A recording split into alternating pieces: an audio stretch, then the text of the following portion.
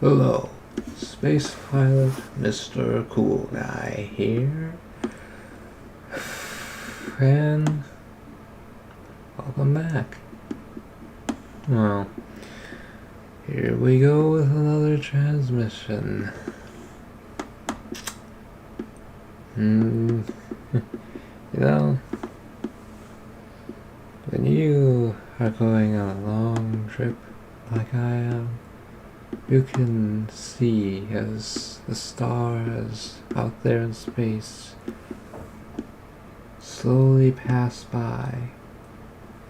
It's real easy to appreciate all the beauty because it's not just zooming past you, because you're whizzing by through space.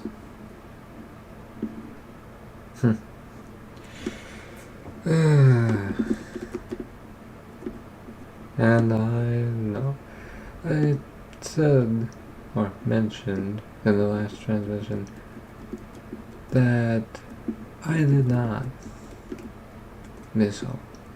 Right.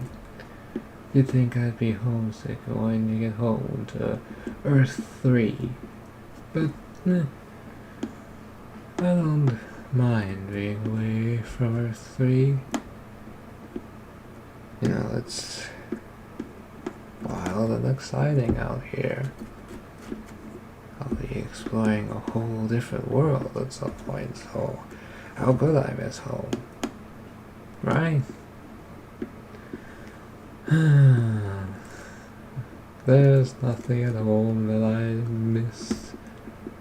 You know? I lived by myself on Earth 3, as I've said before, so no reason to miss home. Yeah, no reason. Well, anyways, it's time for 10 more random facts you may or may not know. And if you are still with us because you still enjoy hearing these, well, hey, that's good. If we've got any new listeners, welcome. It's great to have you here. But anyways, fact number 1. Hotshot. Denmark's Lars Andersen can shoot 7 consecutive arrows through a tiny keyhole measuring less than 0.4 inches or 10 millimeters in diameter. He can also shoot arrows with great accuracy while hanging upside down. That is... wow. That's impressive. Like, 7 arrows through a tiny keyhole in a row. But he can even do it while hanging upside down. The time and effort it would have taken to practice that, the coordination, the hand-eye coordination you'd have to get 7 arrows through a tiny keyhole in a row. That is nuts. Man, that is... man. Wow. It's crazy if you think about it. But now, let's move on to fact number 2. Crossing Canada. Ultramarathoner Dave Proctor of Okotoks, Alberta, ran across Canada in 67.5 days from St. John's, Newfoundland and Labrador to Victoria, British Columbia, a distance of 4,448 miles, or 7,158 kilometers. He averaged 66 miles, or 106 kilometers a day, and wore through 12 pairs of shoes. Dang. That's a long distance to run a day. Like, I mean, when I get to things like this, I'll mention like the amount of stamina to take. Like, it, it's just crazy to think all these things that require so much stamina. Like, kind of stamina people have for these things. It's nuts, man. I mean, most people, they just take a walk around the neighborhood. This guy is running 4,448 miles. Well, okay, he didn't run that a day. He averaged 66 miles a day, so he spent 67.5 days running all the way to Victoria in British Columbia from St. John's, Newfoundland and Labrador. But still, that is nuts. You could spend a whole day running 66 miles, right? I wonder if he had any rest days. And if he didn't, well, either way, still, that's... dang. This is why you gotta keep in shape, right? So you can potentially do things like this. Or, at least get through your day-to-day life. Dang. But anyways, on to fact number 3. Revived career. Ray Ruschel revived his high school dream of playing football 30 years after graduating, when the 49-year-old enrolled in a business management course at the North Dakota State College of Science. He discovered that he was eligible to try out for the college football team. After making the team, he played as a defensive lineman for the Wildcats. Dang. Well, you know what they say, or what some people say, you keep working at it, you can achieve your dreams, for nothing is impossible, merely improbable. If you work hard at it, you can achieve it. And yes, sometimes there are things that you're not able to achieve, and that's hard. Everybody has these dreams, but not everybody is able to achieve those dreams. But that's okay. So you didn't achieve your dream. That doesn't mean you can't be successful in something else. That doesn't mean you can't put your time and effort into something else and then succeed at that and make you great. Right? There are plenty of people who go through that. But you just gotta keep moving forward.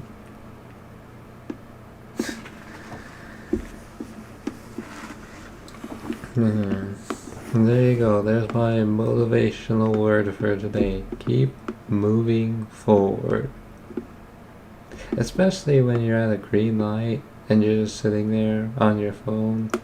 Like, it's a green light. It changed to green. Start moving forward. You're holding up traffic. Come on, dude. Or dudette. Pay attention. But now, on to fact number 4. Leap of Legends. You may know about Holi, the Hindu festival of colors. What about Holika Dahan? Holika Dahan is celebrated the day before Holi. It is not for the faint of heart, and a ritual representing the burning of a demon. Worshippers jump in and out of a 20-foot tall or 6.1 meter fire, a leap for joy. This dangerous stunt symbolizes the victory of good over evil. I would not recommend doing that. Jumping into a 20-foot fire. I mean, yeah, you're gonna be suspended from a rope or something, so you can be pulled out of the fire. Because unless you're wearing a full fireproof protective suit where you can walk out of the fire unharmed, Like, I just wouldn't recommend it. Like, why? You know, it's for like a festival, but still, that is dangerous. You know, it's one of those do not try at home, or just do not try it, period. Don't go jumping into fires, even if it is for some festival. I just, that is, that is crazy, but that is just, yeah, that is quite crazy. I am pretty sure that someone had to have died doing that. There had to have been at least a couple or more deaths. Right? Like, whoopsie! Somebody died in the fire. Oh well. We'll do it all again next year. Hopefully no one dies next time. Like, yeah. No, thank you. Well, anyways, let's move on to fact number 5. Hopefully this one is more pleasant. Sand song. Tourists gather in the hundreds to ride camels on China's Mingsha Mountains, a range of massive sand dunes that sing. Once used for trade and farming, the camels now take travelers on a special journey. The Mingsha Mountains are on the ancient Silk Road trading route. When the wind blows, these huge sand dunes create amazing sounds, from low hums to loud roars. No one is completely sure what causes the singing, but there have been many theories. When famous explorer Marco Polo heard the sound in the late 1200s, he thought it was evil spirits. Well, I mean, it's not. But I guess, you know, back in the 1200s, they didn't have laws that we do. So, you know, I guess it makes sense why he would think that. But now that we've, you know, gained more knowledge in the field of science, we know it's not evil spirits. No, no, no, no, no. It's merely the shape of the dunes and the way the wind blows across it. So it's not evil spirits. It's just the wind. But like, man.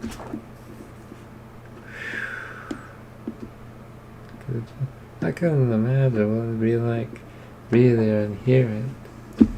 No, the songs you'd hear out on the dunes. You know, there is probably someone who would never go there to hear the beautiful songs because of how much he hates sand, because it's coarse and rough and gets everywhere. It's irritating. If you understand the reference, I'm sure some of you do. If not, then, you know, go show this to someone. I'm sure they'll tell you the reference. But anyways, it's on to fact number 6. Big belly. A honeypot ant eats so much nectar that its abdomen swells to the size of a grape. Gorging on that much food may sound greedy, but it's all for the good of the colony. When food is scarce, these bloated workers regurgitate the nectar so their fellow ants have something to eat.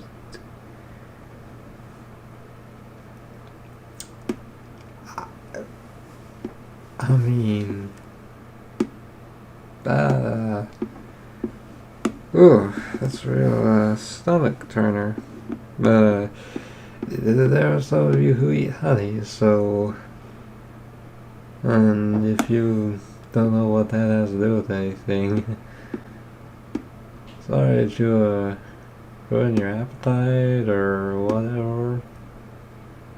But, honey is essentially just the stuff that bees vomit out, right? Really, essentially bee vomit. Yeah, that's how honey is made. It comes out of the bee's mouth. But you eat it anyways. And most of people think it tastes good, so if the ants do it too with their colony, then hey, that's nature for you. But ugh, man, I can imagine eating so much nectar in a day to where your belly just bloats up like that, like a balloon. I mean, I know it can happen to us humans, but that happens over time. For them, it happens in a day.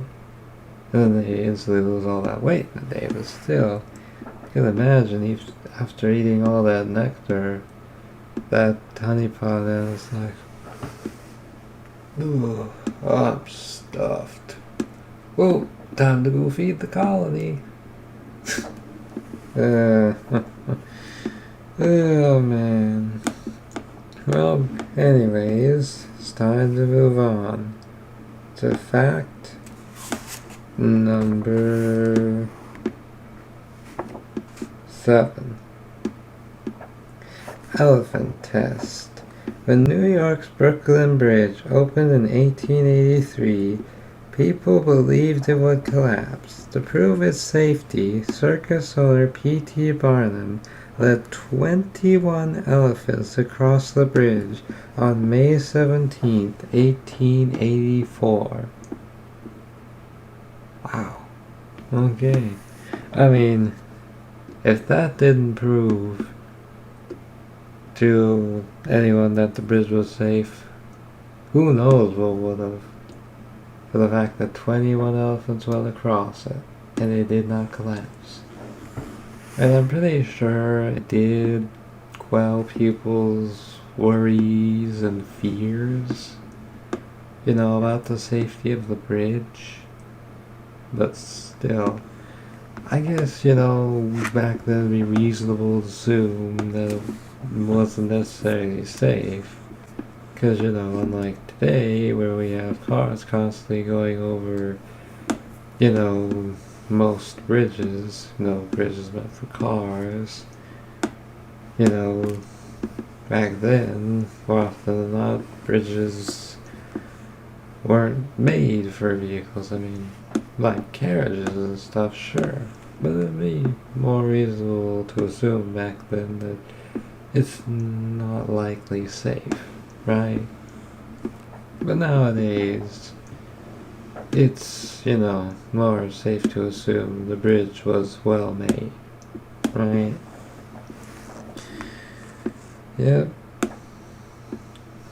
You all hear people singing, the bridge on Highway 52 is falling down, falling down, falling down. The bridge on Highway 50 falling down, my fair lady. Or, no, think a better way than we. My fair trucker. Okay, alright. It's time we move on to fact number 8. Copious concrete.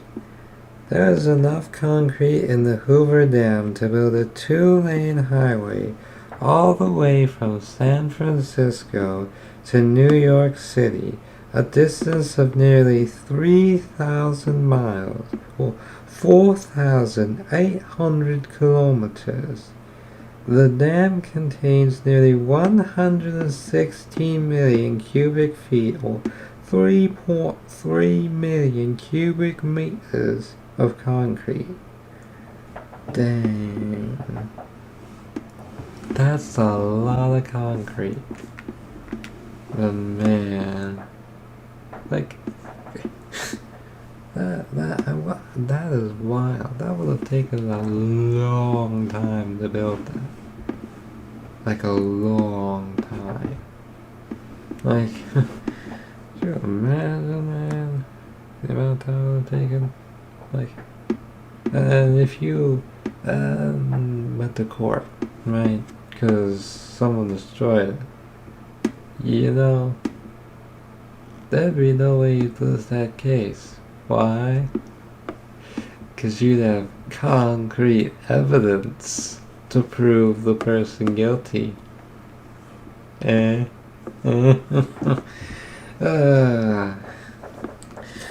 anyways, on to fact number 9. 7 skis.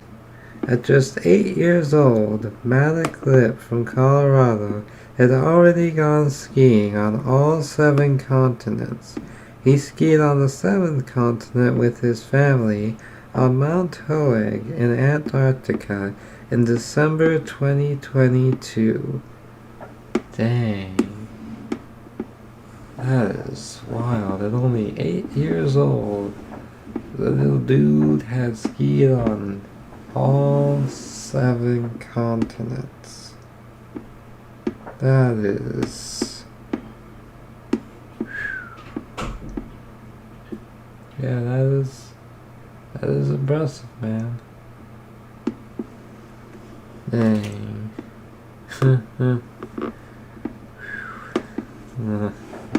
Yeah, it's a real cool venture, skiing, you know.